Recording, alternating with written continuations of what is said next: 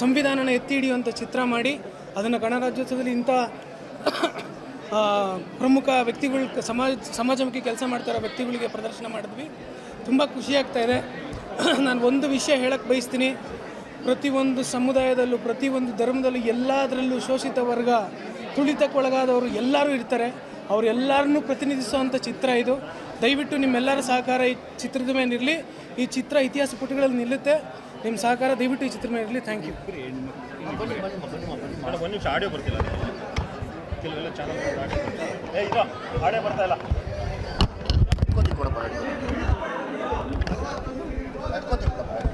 ಎಲ್ಲರಿಗೂ ಜೈ ಭೀಮ್ ಸರ್. ಈಗ ಈ ಸುಸಂದರ್ಭದಲ್ಲಿ ಈ ಸಿನಿಮಾನ ನಾವು 3ನೇ ಬಾರಿ ನೋಡ್ತಾ ಇದ್ದೀನಿ ಸರ್. ತುಂಬ ಚೆನ್ನಾಗಿ ಅಭಿನಯಿಸಿದಿರಿ. ನಿಮ್ಮ ಮಗಳು ಸಹ ತುಂಬ ಚೆನ್ನಾಗಿ ಅಭಿನಯಿಸಿದ್ದಾರೆ. ಮತ್ತು ಸಂವಿಧಾನದ ಆಶಯಗಳನ್ನ ಇಟ್ಕೊಂಡು ಇಂತಿಂಥ ಒಳ್ಳೊಳ್ಳೆ ಸಿನಿಮಾಗಳಿನ್ನೂ ಹೆಚ್ಚಾಗಿ ಬರಲಿ. ಮತ್ತು ಅನ್ನದಾತರು ಯಾರಿದ್ದಾರೆ ಪ್ರೊಡ್ಯೂಸರ್ಸ್, ದಯಮಾಡಿ ಇಂಥ ಚಿತ್ರಗಳಿಗೆ ಎಲ್ಲರೂ ಪ್ರೋತ್ಸಾಹ ನೀಡಿ ಮತ್ತು ಇನ್ನೂ ಹೆಚ್ಚಿನದಾಗಿ ತೆಗೆಯೋದಕ್ಕೆ ನಿಮ್ಮ ಇಂಥ ಕಲಾವಿದರಿಗೆ ಬೆಂಬಲ ನೀಡಿ. ಹೀಗಾಗಿ ನನಗೆ ದಯಮಾಡಿ ಎಲ್ಲರೂ ಸಂವಿಧಾನದ ಆಶಯ ಒಂದೊಂದು ಸಿನಿಮಾಗಳಿಗೂ ನೀವು ಹೆಚ್ಚಿನದಾಗಿ ಪ್ರಯತ್ನ ಪಡಿ ಸರ್. ನಮ್ಮಂಥವ್ರಿಗೆ ಜಾಗೃತಿ ಮೂಡಿಸೋಕ್ಕೆ ತುಂಬ ಹೆಲ್ಪ್ ಆಗುತ್ತಿದ್ದು. Thank you sir. Professor Prakash ನೋಡಬೇಕಾದ್ರೆ ಅಣ್ಣವರ ಸಂಪತ್ತಿಗೆ ಸವಾಲು, ಗಿರಿಕನ್ಯೆ ಈ ಥರದ ಒಂದು ಟ್ರೆಡಿಷನ್ ನೆನಪಾಯಿತು. ಇವತ್ತಿಗೆ ದುನಿಯಾ ವಿಜಯ್ ಸರ್ ಅವರು ಇವತ್ತಿನ ಸಮಸ್ಯೆಗಳನ್ನ ಇಟ್ಕೊಂಡು ಕನ್ನಡದಲ್ಲಿ ಈ ವೈಬ್ರೆನ್ಸಿ ಇಲ್ಲದೇ ಇದ್ರೂ ಕೂಡ ಅಣ್ಣವ್ರೇನು ಲೈನಪ್ ಹಾಕ್ಕೊಟ್ಟಿದ್ರು, ಸಾಮಾಜಿಕತೆ, ಬಡವರ ಕತೆ ಇವುಗಳನ್ನ ಇಟ್ಕೊಂಡು ಒಂದು ಅದ್ಭುತವಾದ ಸಿನಿಮಾ ಮಾಡಿದ್ದಾರೆ. ಇದು ಎಲ್ಲ ಬಡವರ ಕತೆ.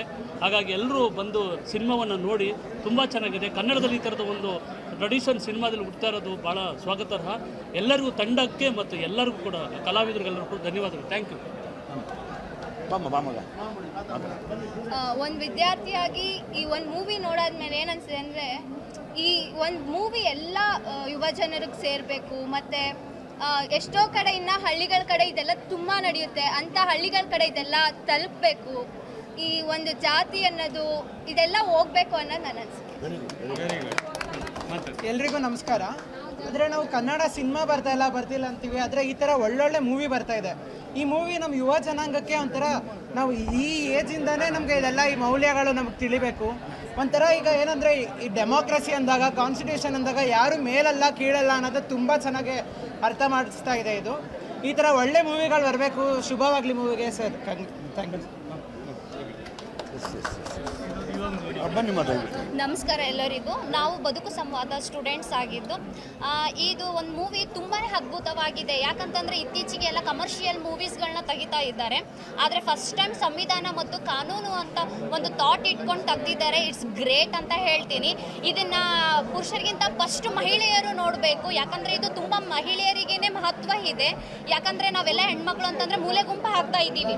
ಯಾಕಂದರೆ ಒಂದು ಪುರುಷರ ಗುಲಾಮರಿಂದ ಹೆಣ್ಮಕ್ಳು ಒಂದು ಮೂಲೆ ಗುಂಪು ಹಾಕ್ತಾ ಇದ್ದೀವಿ. ಆ ಮೂಲೆ ಗುಂಪಿನಿಂದ ನಾವು ಹೇಗೆ ಎಲ್ಲ ಹೋರಾಟ ಮಾಡ್ಬೋದು, ಒಂದು ಸಂವಿಧಾನ ಅಂತಂದರೆ ಹೇಗೆಲ್ಲ ನಾವು ರಕ್ಷಣೆ ಮಾಡ್ಬೋದು ಅನ್ನೋದು ಹೇಳ್ತಾ ಇದ್ವಿ. ಇವತ್ತು ಗಣರಾಜ್ಯೋತ್ಸವ ಇದೆ, ಆದರೆ ನಾವು ಧ್ವಜಾರೋಹಣ ಮಾಡಿಬಿಟ್ಟು ಆಯಿತು ಜೈಕಾರ ಹಾಕ್ತೀವಿ, ಇದಲ್ಲ. ಯಾಕಂದರೆ ನಾವು ಸಂವಿಧಾನ ಏನಿದೆ ಅದರ ಆಶಯ ಪ್ರಕಾರ ನಾವು ನಡೆದುಕೊಂಡು ಹೋಗಬೇಕು.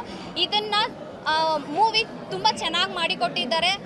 ವಿಜಯ್ ಸರ್ಗೂ ನಾನು ತುಂಬ ಥ್ಯಾಂಕ್ಸ್ ಹೇಳ್ತೀನಿ. Thank you. ಎಲ್ಲರಿಗೂ ನಮಸ್ಕಾರ. ಮೊದಲನೇದಾಗಿ ಎಲ್ಲರಿಗೂ ರಿಪಬ್ಲಿಕ್ ಡೇದ ಶುಭಾಶಯಗಳು. ಹಾಗೆ ನಮ್ಮ ವಿಜಯ್ ಸರ್ಗೆ ತುಂಬ ಧನ್ಯವಾದ ಹೇಳೋಕ್ಕೆ ಇಷ್ಟಪಡ್ತೀನಿ.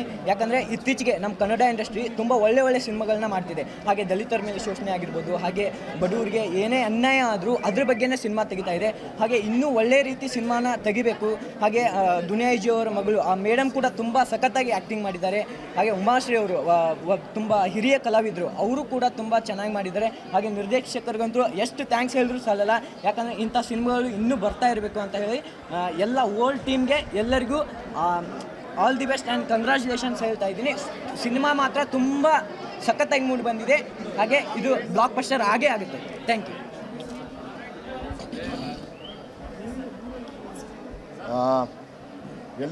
ಎಲ್ರಿಗೂ ನಮಸ್ಕಾರ.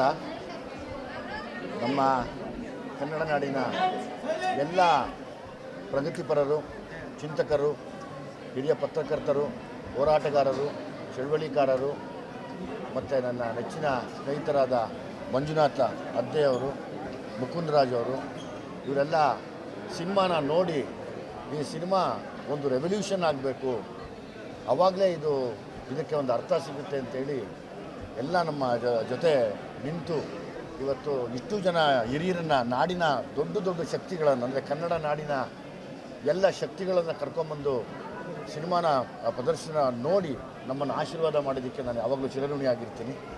ಹಾಗಾಗಿ ತುಂಬ thank you very much sir. ಈಗ ಹೊಸದಾಗಿ ಒಂದು ಸುದ್ದಿ, ಪಾರಂಜಿತ್ ಸರ್ ಕಡೆಯಿಂದ ಅವರ ಟೀಮ್ ಕಡೆಯಿಂದ ಫೋನ್ ಬಂದಿದೆ. ಅವ್ರು ಬಂದು ಸಿನಿಮಾ ನೋಡೋದು ಕಾರ್ಯಕ್ರಮ ಶುರುವಾಗತ್ತೆ. ಮೋಸ್ಟ್ಲಿ ವೆರಿ ಶಾರ್ಟ್ಲಿ ಬರುತ್ತೆ, ಅದು ಇಷ್ಟರಲ್ಲೇ ಬರ್ತಾರೆ ಅವರು. ಮತ್ತು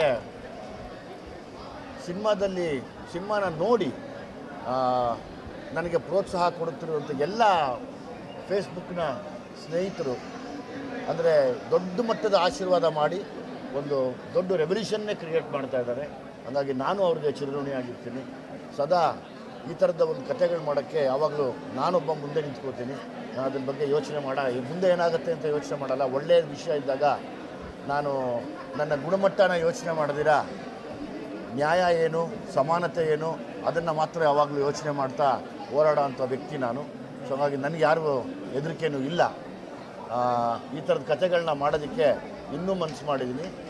ಅದಕ್ಕೆ ತಾವೆಲ್ಲ ದಾರಿದೀಪ ಆಗಿದ್ದೀರಾ, ತಾವೆಲ್ಲರೂ ಸೇರಿ ದಾರಿದೀಪ ಆಗಿದ್ದೀರಾ. ಅದಕ್ಕೆ ನಾನು ಖುಷಿಯಾಗಿದ್ದೀನಿ.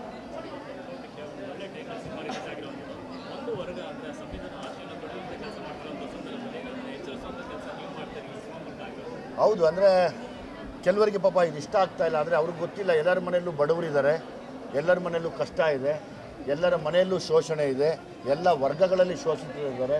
ಶೋಷಿತರು ಅಂದರೆ ಪ್ರತ್ಯೇಕ ವರ್ಗಕ್ಕಲ್ಲ, ಎಲ್ಲ ಧರ್ಮದಲ್ಲೂ ಎಲ್ಲ ವರ್ಗದಲ್ಲೂ ಶೋಷಿತರ ಪರವಾಗಿ ನಿಲ್ಲುವಂಥ ಒಂದು ಕಥೆನ ಮಾಡಿದ್ದೀನಿ ಅಂತ ಅವ್ರಿಗೆ ಬಹುಶಃ ಒಳಗೆ ಬರದೇ ಇರೋದ್ರಿಂದ ಅವ್ರಿಗೆ ಆ ಥರ ಪ್ರಯತ್ನಗಳು ಮಾಡ್ತಾ ಇದ್ದಾರೆ. ಸೊ ಹಾಗಾಗಿರಲಿ, ನಾವು ಅವ್ರಿಗೆ ಧನ್ಯವಾದ ಹೇಳೋಣ. ನೀವು ಒಂದಲ್ಲ ಒಂದು ದಿವಸ ನೋಡ್ತೀರಾ, ಅವತ್ತು ನೀವು ಕೂಡ ನಮ್ಮ ಬಗ್ಗೆ ಬರದೇ ಬರೀತೀರಾ. ನಾವು ಯಾರನ್ನು ಎದುರಾಕೊಳ್ಳೋಕ್ಕೋ ಅಥವಾ ಯಾರ ಮೇಲೋ ಮುನಿಸ್ಕೊಳ್ಳೋಕ್ಕೋ ಇದನ್ನು ಮಾಡ್ತಾ ಇಲ್ಲ. ನಾವು ಮಾಡ್ತಾ ಇರೋ ಹೋರಾಟ ಸಂವಿಧಾನ ಮತ್ತು ಸಮಾನತೆ, ಅದನ್ನು ಬರೆದಂಥ ತಂದೆ ಬಾಬಾ ಸಾಹೇಬ್ ಅಂಬೇಡ್ಕರ್ ಅವರು. ಅದನ್ನೇ ಹೇಳ್ತಾ ಇದ್ದೀನಿ ಅಷ್ಟೇ. ನಾನು ಅದನ್ನು ಹೇಳೋಕ್ಕೆ ನಾನು ಎದೆ ತಟ್ಕೊಂಡು ಉಸಿರು ಇರೋವರೆಗೂ ಹೇಳ್ತಿರ್ತೀನಿ ನಾನು. ಹೌದು, ನಾನು ಸಂವಿಧಾನಕ್ಕೆ ತಲೆ ಬಾಗಿಸ್ಬೇಕು ಅಂತ. ಆ ನಿಟ್ಟಿನಲ್ಲಿ ನಾವು ಕಥೆ ಮಾಡಿದ್ದೀವಿ ಹೊರತು ಇನ್ಯಾರಿಗೋ ಪ್ರಚೋದನೆ ಮಾಡೋಕ್ಕೋ, ಇನ್ನೊಬ್ಬರನ್ನ ತುಳಿಯೋಕ್ಕೋ, ಇನ್ನೊಬ್ರಿಗೆ ಇದು ಮಾಡೋಕ್ಕೋ ನಾವು ಅದನ್ನು ಯಾವತ್ತೂ ಯೋಚನೆ ಮಾಡಿಲ್ಲ, ಮಾಡೋದು ಇಲ್ಲ. ನಮ್ಗೆ ಅದು ಬೇಕಾಗೂ ಇಲ್ಲ ಯಾವತ್ತೂ.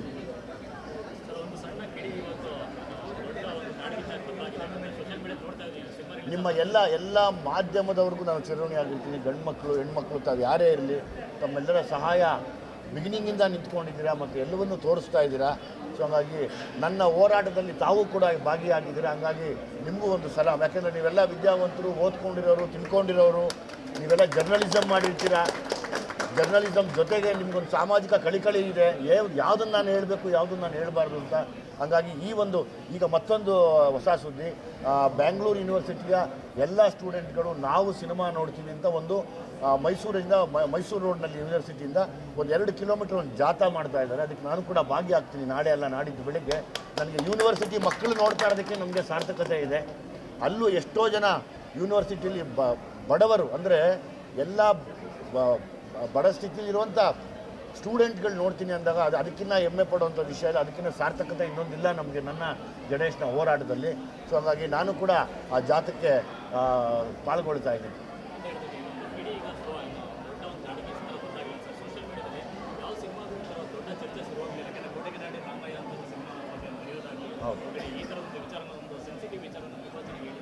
ಹೌದು, ಕೋಟಗಾನಹಳ್ಳಿ ರಾಮಯ್ಯ ಸರ್ಗೆ ನಾನು ತುಂಬ ಚಿರಋಣಿಯಾಗಿರ್ತೀನಿ. ಜೊತೆಯಲ್ಲಿ ಬಂದಿರುವಂಥ ಎಲ್ಲ ಚಿಂತಕರಾಗ್ಬೋದು, ಎಲ್ಲ ಈಗ ನನಗೆ ಯಾರು ಪತ್ರಮುಖೆ ನಾವು ಫೇಸ್ಬುಕ್ಕಲ್ಲಿ ಬರಿತಾ ಇದ್ದಾರೆ ಅವ್ರಿಗೆಲ್ಲ ನಾನು ಬೆಲೆ ಕಟ್ಟೋಕ್ಕಾಗಲ್ಲ. ಯಾಕೆಂದರೆ ನನ್ನ ಕೂಗಲ್ಲಿ ಅವ್ರದ್ದು ಒಂದು ಕೂಗಿದೆ ಅನ್ನೋ ಒಂದು ಖುಷಿ ಮತ್ತು ಇನ್ನೂ ದಮ್ಮು ಜಾಸ್ತಿ ಆಗುತ್ತೆ, ಅದಕ್ಕೆ ಶಕ್ತಿ ಜಾಸ್ತಿ ಆಗುತ್ತೆ.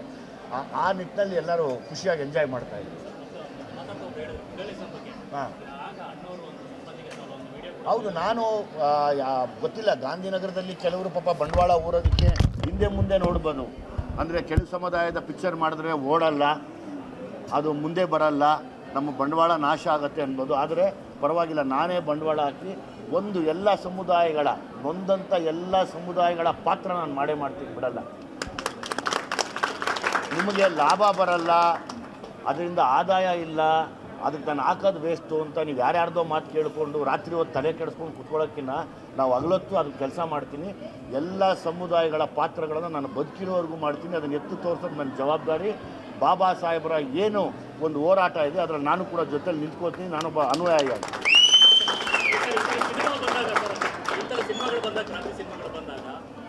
ಸಿನಿಮಾಗಳ ಸಪೋರ್ಟ್ ಆಗಿದ್ದು ಸಾಕಷ್ಟಿದೆ. ಈಗ ಕಾಂತಾರಲ್ಲಿ ಈ ಥರದ್ದು ಸಾಕಷ್ಟು ಸಾಲು ಸಿನಿಮಾಗಳಿದೆ. ಇಂಡಸ್ಟ್ರಿಯ ಸಾಥ್ ಯಾವ ಮಟ್ಟಿಗೆ ಸರ್ ಅದೊಂದು ಸಿನಿಮಾ ಗೆಲ್ಲೋ ವಿಚಾರದಲ್ಲಿ ಎಲ್ಲರೂ ಸಿನಿಮಾ ನೋಡೋಕ್ಕೆ ಈಗ ಶುರು ಮಾಡಿದ್ದಾರೆ. ಕಳೆದ ವಾರದಲ್ಲಿ ಒಂದು ಸ್ವಲ್ಪ ಎಲ್ಲ ಇದಾಗಿರೋದ್ರಿಂದ ಎಲ್ಲ ಬ್ಯುಸಿ ಆಗಿದ್ದರು. ಈಗೆಲ್ಲ ಒಬ್ಬೊಬ್ಬರೇ ನೋಡೋಕ್ಕೆ ಶುರು ಮಾಡಿದ್ದಾರೆ. ಶುರು ಮಾಡಿ ನಮಗೆಲ್ಲ ವೀಡಿಯೋ ಮಾಡಿ ಕಳಿಸ್ತಾ ಇದ್ದಾರೆ. ಮೊನ್ನೆ ವಿನಯ್ ರಾಜ್ಕುಮಾರ್ ನೋಡಿದ್ದಾರೆ, ನಾಳೆ ಶಿವಣ್ಣ ಅವ್ರು ನೋಡ್ತಾ ಇದ್ದಾರೆ. ಶಿವಣ್ಣ ನೋಡಿದ್ಮೇಲೆ ನನಗಿನ್ನೇನು ಆಶೀರ್ವಾದ ಬೇಡ ಅನಿಸುತ್ತೆ. ಜೊತೆಯಲ್ಲಿ ಶರಣ್ ಸಾರ್ ನೋಡಿದ್ದಾರೆ, ನಮ್ಮ ಶರಣ್ ಅವರು. ಅದು ಬಿಟ್ಟು ನಮ್ಮ ನೀನಾಸಂ ಸತೀಶ್ ಈಗ ಮಾಡಿದರು. ಮೋಸ್ಟ್ಲಿ ಧನಂಜಯ ನೋಡ್ತಾರೆ. ಈ ಥರ ಎಲ್ಲರೂ ನನಗೆ ಸಾಕು, ನನ್ನವರು ಅಂತ ಇರೋರು ನೋಡಿದ್ರೆ ಸಾಕು ನನಗೆ. CM ಅವ್ರನ್ನ ಭೇಟಿ ಮಾಡಿ ಅವರು ಸಿನಿಮಾ ನೋಡೋಕ್ಕೆ ಅವರು ಇರೋ ಬಿಸಿ ಶೆಡ್ಯೂಲಲ್ಲಿ ಒಂದು ಶೆಡ್ಯೂಲ್ ಹಾಕ್ಕೋತಾ ಇದ್ದಾರೆ. ಅವರು ಬಂದು ಸಿನಿಮಾ ನೋಡ್ತಾರೆ. ಮಾನ್ಯ ಇನ್ನೊಬ್ಬ ಮಂತ್ರಿಗಳು ಸಹ ಅವರು ಕೂಡ ಮುನಿಯಪ್ಪನವರು ಬಂದು ಸಿನಿಮಾ ನೋಡ್ತಾರೆ. ಮಹದೇವಪ್ಪನವರು ಕೂಡ ತುಂಬ ಸಂತೋಷಪಟ್ಟರು ಈ ವಿಷಯ ಕೇಳಿ. ಅದನ್ನ ಬಗ್ಗೆ ನಾವು ನಿಂತ್ಕೋತೀವಿ ಜೊತೆಯಲ್ಲಿ, ನಾನು ಶೋ ನೋಡ್ತೀನಿ ಅಂತ.